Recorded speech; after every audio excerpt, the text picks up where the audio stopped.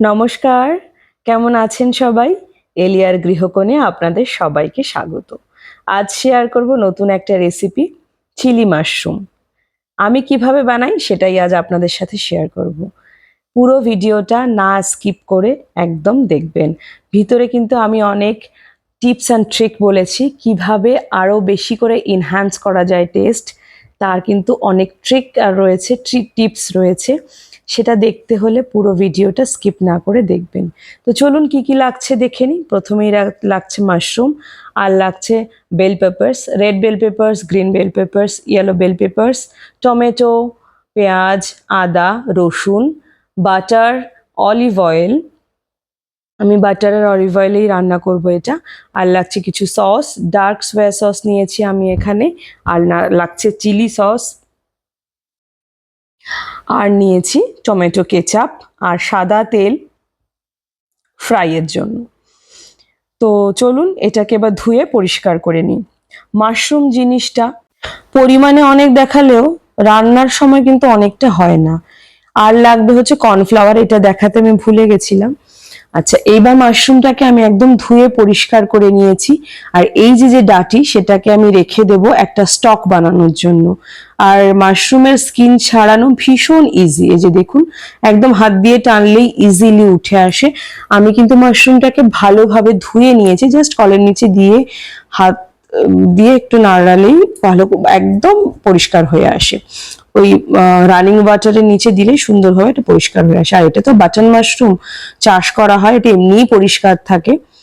এই যে বললাম যে যে ট্রিকগুলো রয়েছে, টিপসগুলো রয়েছে, সেগুলোই আস্তে আস্তে কিন্তু আমি দিচ্ছি, বলতে শুরু করে দিয়েছি। আপনারা পুরো ভিডিওটা দেখলে বুঝতে পারবেন।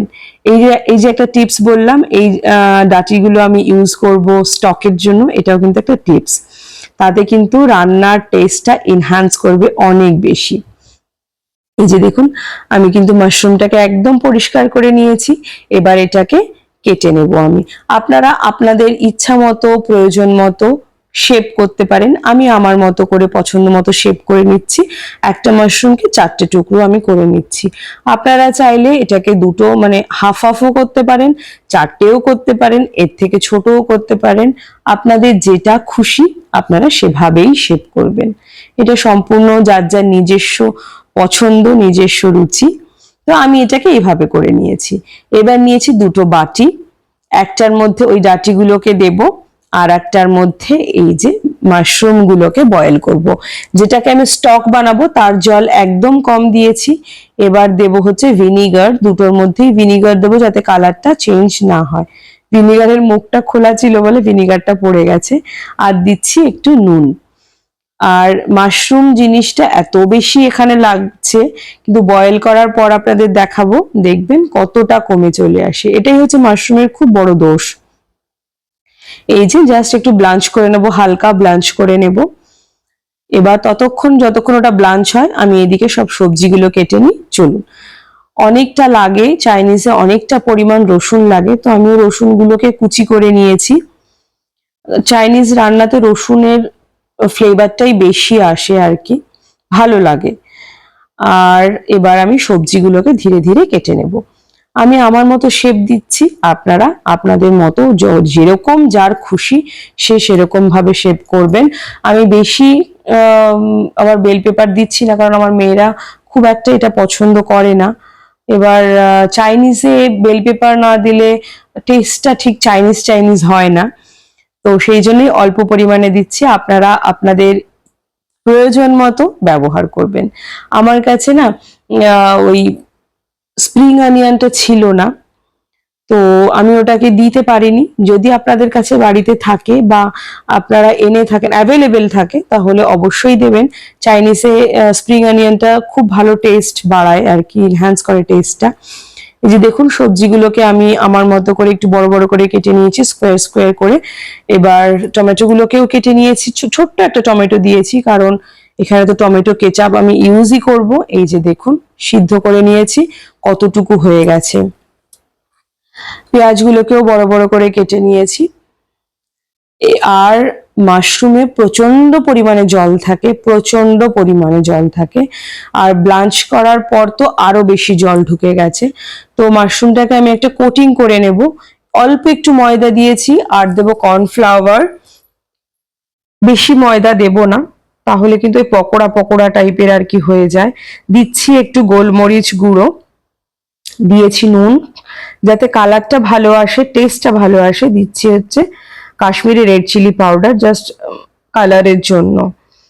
এবার এইটার মধ্যে মাশরুমটাকে আমি কোট করে রাখবো, কারণ প্রচন্ড পরিমাণে জল থাকে এমনি মাশরুমে, আর সিদ্ধ করার পরে আরো জল হয়েছে।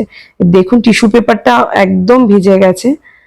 তো টিস্যু পেপারটা নেওয়াটা আমার খুব ভুল হয়ে গেছে। এটাকে আমি একটা কাপড়ের মধ্যে শিফট করে নিচ্ছি, কারণ টিস্যু পেপারটা ছিঁড়ে গেছে। জলে স্বাভাবিক, পেপার তো ছিঁড়ে যাবেই, কিন্তু মাশরুমের জলগুলো এখনো বেরোয়নি। আর এই শুদ্ধ যদি আমি তেলের মধ্যে ফ্রাই করি মাশরুমটাকে, তো তেলের ভালোবাসায় আমি একদম লালে লাল হয়ে যাব। তো সেই ভালোবাসাটা আমি চাইছি না। তো সেই জন্য ভালো করে মাশরুমটাকে একটা কাপড় দিয়ে চেপে চেপে জলগুলোকে বের করে এটাকে একটা কোটিং করে কিছুক্ষণ রেখে দিচ্ছি। তাহলে ওই কর্নফ্লাওয়ার, ময়দা, এই সব কিছু ওই মাশরুমের ভেতরে যে জলটা থাকে সেটাকে অ্যাবজর্ভ করে নেবে। তাহলে আর তেলের ভালোবাসাটা আমার দিকে আসবে না তেড়ে। এই যে আদাটাকে আমি দুরকম ভাবে কেটে নিচ্ছি, একটা গ্রেট করে নিচ্ছি, আর একটা হচ্ছে এই যে কুচি করে নিচ্ছি। কুচিটা মুখে পড়বে, খাওয়ার সময় ভালো লাগবে। এই যে এবার আমি একটা ব্যাটার করে নেব, যে ব্যাটারটা আমি ভাজার জন্য ইউজ হবে। তো চলুন দেখে নিই ব্যাটারে কি কি লাগে। ট্রিকটা কিন্তু এখানেই রয়েছে, টিপসও রয়েছে। খুব অল্প পরিমাণে আমি ময়দা দেব, দিচ্ছি কর্নফ্লাওয়ার একটু বেশি পরিমাণে, দিচ্ছি গোলমরিচ গুঁড়ো, নুন, আর কাশ্মীরি রেড চিলি পাউডার। এই যে আর দিয়েছি একটুখানি তন্দুরি মশালা, আগেই দেখেছেন একটু কালার অন্যরকম ছিল। আর এই যে দিচ্ছি স্টকের জলটা, আমি কিন্তু অন্য কোনো জল ব্যবহার করছি না এখানে। ও আর দিয়েছি ভিনিগার, আর দিচ্ছি স্টকের জলটা। এইটাই কিন্তু ইনহ্যান্স করবে টেস্টটা। ট্রিক আর টিপস দুটোই এখানে বলে দিলাম আপনাদের। একটু তন্দুরি মশলা দিলে কি হয়, ওই তন্দুর তন্দুর ফ্লেভারটা আসে। আর এই স্টকের জলটা ইউজ করে দেখবেন রান্নায়, সত্যিই ভালো হয়। এইটা আমি ব্যাটারটা রেস্টে দিয়েছি, যতক্ষণ এটা রেস্ট হয় ততক্ষণ একটা ওই ইয়েটা বানিয়ে নিই, সসটা বানিয়ে নিই। চাটনি বলে ফেলছি, চাটনি বানাতে বানাতে চাটনি বলে ফেলছি। ওখানে দিয়েছি সয়া সস, আর দিয়েছি হচ্ছে চিলি সস, আর দিয়েছি টমেটো কেচাপ। এই যে ফ্রাইং প্যানের তেল আমার গরম হয়ে গেছে। এবার ব্যাটারগুলো দিয়ে দেবো, দিয়ে ভেজে নেব। আমার এই ফ্রাইং প্যানটা না একদম আদর্শ চাইনিজের জন্য, চাইনিজ করার জন্য। কেন বলছি কথাটা, দেখতে থাকুন বুঝতে পারবেন। চামচ দিয়ে ঠিক হচ্ছিল না, হাতটাই বেস্ট আমাদের বাঙালিদের কাছে, তো হাতটাই ব্যবহার করছি। মানে আমাদের মতো বাঙালিদের জন্য তো হাতের কাজটাই সব থেকে বেস্ট বলে মনে হয়।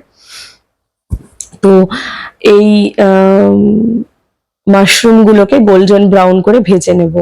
আমি কিন্তু ফ্লেমটা এখন একদম কম রেখেছি, না হলে কি হবে, ওপরটা লাল হয়ে যাবে, ভেতরটা অত ভালো হবে না। তো এখন প্রায় দেখুন হয়ে এসছে, আমি ফ্লেমটা এবার বাড়িয়ে দিয়েছি। এবার এগুলোকে নামিয়ে নেব। খুব তাড়াতাড়ি হয়ে যায়, শুধু জোগাড় করতে যতটুকু সময় লাগে। আমরা অনেকেই জানি মানে chilli mushroom, chilli chicken, chilli paneer. আমি আমার স্টাইলটা আপনাদের সাথে শেয়ার করছি, বারবার করে একটাই কথা বলছি, আমি আমার স্টাইলটা আপনাদের সাথে শেয়ার করছি। আশা করি আপনাদের ভালো লাগবে। এই যে দেখুন ভেজে নিয়েছি, আর ভেতরটা দেখুন, এই দেখুন একদম পুরোটা কিন্তু সুন্দরভাবে হয়ে গেছে, আর ভীষণ ক্রিস্পিও হয়েছিল। মেয়েরা একটু টেস্ট করেছিল, বাচ্চা মানুষ ওরা তো ফ্রাই দেখলে খেতে চাইবেই। এই যে ওই ভাজার তেল আমি তুলে রেখেছি, একটুখানি তেল ছিল, ওর মধ্যে দিয়েছি বাটার, আর দিয়েছি অলিভ অয়েল। একটু হাত খুলে বাটারটা দেবেন, তাহলে কিন্তু টেস্টটা ভালো হয়। দিয়েছি রসুন কুচি, আর দিচ্ছি আদা। দু রকমের আদাই একসঙ্গে আমি দিয়ে দিচ্ছি, গ্রেট করা আদা আর কুচি করে রাখা আদা সব একসঙ্গে দিয়ে দিয়েছি। একটু লালচে হওয়ার পর অ্যাড করছি হলুদ গুঁড়ো। এই যে এবার দেব হচ্ছে পেঁয়াজ। চাইনিজে একটু বাটারটা দিলে, হাত খুলে বাটারটা দিলে টেস্টটাও সেই রকম ভাবেই আসে এই আর কি। তখন একটু হেলথ কনসিয়াসনেসটা একটু দূরে রাখলে ভালো হয়। যাই হোক, জোকস অ্যাপার্ট, তো এই যে আমি কিন্তু ভেজে নিয়েছি, দেখুন পেঁয়াজগুলো যাতে সফট হয়ে যায় আমি একটু নুন দিয়ে নিয়েছি আর দিচ্ছি লঙ্কা। আপনারা আপনাদের প্রয়োজন মতো নুন আর লঙ্কাটা দেবেন। আর দিয়েছি এখানে হলুদ, আমার যেহেতু বাচ্চা আছে আমি লঙ্কাটা একটু কম দিচ্ছি। ওখানে সয়া সসে অনেকটা মানে সয়া সস আর চিলি সস যেটা বানিয়েছি ওখানে অনেকটা পরিমাণে চিলি সস দিয়েছি। তো আপনারা আপনাদের প্রয়োজন অনুযায়ী, স্বাদ অনুযায়ী নুন আর লঙ্কাটা দেবেন। আর এই যে দেখুন সব বেল পেপার গুলো অ্যাড করে দিয়েছি এখানে। এই যে আর এখানে দিয়েছি কিন্তু আমি শুকনো লঙ্কাটা আমি তেলের ওপরে দিইনি, ওপরেই দিয়েছি যাতে ইয়ে হয়। এই যে বললাম না ফ্রাইং প্যানটা ভালো কেন, দেখুন দেখুন টস করার জন্য। চাইনিজ মাত্রেই টস করলে তার আলাদাই ফ্লেভার আসে। হ্যাঁ, আমি হয়তো রেস্টুরেন্টের শেফদের মতো পারছি না, পারার কথাও নয়, আমি অত অভিজ্ঞ নই ওনাদের মতো, যেহেতু যতটুকু পেরেছি আমি করেছি। এইবার দেখুন তুলে নিয়েছি, কেন তুলেছি সেটাই দেখাবো। আর একটা ট্রিক প্রথমেই বলেছিলাম, রেসিপি শুরুর প্রথমেই বলেছিলাম অনেক টিপস আর ট্রিক রয়েছে। এই যে আর একটা ট্রিক আর টিপসও বলতে পারেন। এই যে দেখুন স্মোকি ফ্লেভারটা আনবো আমি এখানে, সেই জন্য এইটাকে আলাদাভাবে ছোট্ট একটা ফ্রাইং প্যানে আমি সটে করছি।